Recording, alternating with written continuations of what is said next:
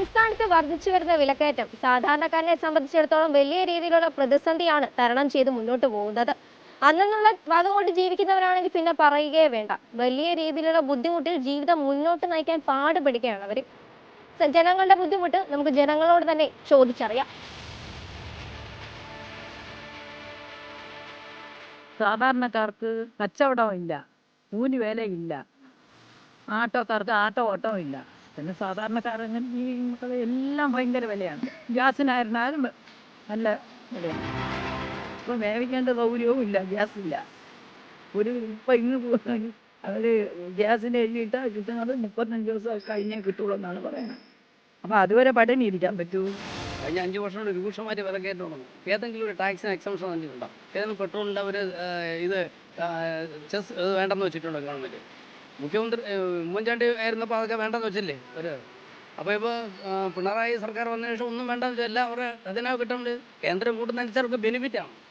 അടുക്കളയിൽ പോലും സംസാര വിഷയം വിലക്കയറ്റമാണ്. ഒരു നേരത്തെ കറിക്ക് വേണ്ട പച്ചക്കറി വാങ്ങാൻ പോലും പലവട്ടം ആലോചിക്കേണ്ട അവസ്ഥയിലാണ് സാധാരണക്കാർ.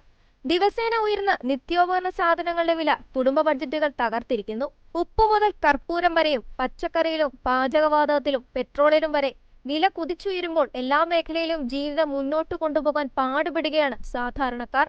ഗ്യാസിന് വില കുറയ്ക്കുക, ഉരുപ്പടിക്ക് വില കുറയ്ക്കുക. മക്കളെയും വെച്ചുകൊണ്ടിരിക്കുന്നത് ഞങ്ങൾ എന്തൊരു ചെയ്യും ഇങ്ങനെ ഉരുപ്പടിക്ക് വില കയറ്റിയ? പ്രശ്നമാണ് സാധാരണക്കാർക്കും വലിയവർക്കും ഒക്കെ പ്രശ്നമാണ്. എല്ലാവർക്കും വില കൂടുമ്പോൾ ഒരുപോലെയല്ലേ.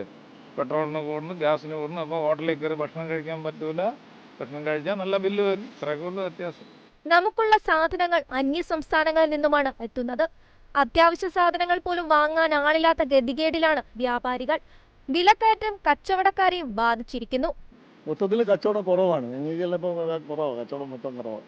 വലിയ വലിയ കടകൾ തുടങ്ങി, പോത്തീസ്, രാമേന്ദ്രയൊക്കെ തുടങ്ങി അവർ മൊത്തത്തിൽ പച്ചക്കറികൾ ഈ വയലെടുത്ത് കൃഷി ചെയ്തുകൊണ്ട് നേരിട്ട് കൊടുക്കണേണ്. അപ്പോഴവർക്ക് വില കുറച്ച് കൊടുക്കാം. നമ്മളങ്ങനെയല്ല, നമ്മൾ ചാലയിൽ നിന്ന് വാങ്ങിച്ച് കടക്കായിയൊക്കെ കൊടുത്ത് ഇവിടെ കൊണ്ടുവച്ച് വിൽക്കുന്നതാണ്. നമുക്ക് അതിനുള്ള പൈസയെ കിട്ടുള്ളൂ. വിലക്കയറ്റത്തിന്റെ ഈ ഭാരം സാധാരണക്കാരന്റെ ജീവിതത്തെ വലിയ പ്രതിസന്ധിയിൽ ആഴ്ത്തിയിരിക്കുകയാണ്. സാധാരണ ജീവിതത്തെ പോലും നിയന്ത്രിക്കണമെന്ന പ്രധാനമന്ത്രിയുടെ ആഹ്വാനം സർക്കാരിന്റെ നിസ്സഹായതയാണ് വിളിച്ചു പറയുന്നത്. ഇതിനെല്ലാം ഇടയിൽ ഒരു ദിവസം കഴിഞ്ഞു കിട്ടാനുള്ള പെടാപ്പാടിലാണ് ജനങ്ങൾ.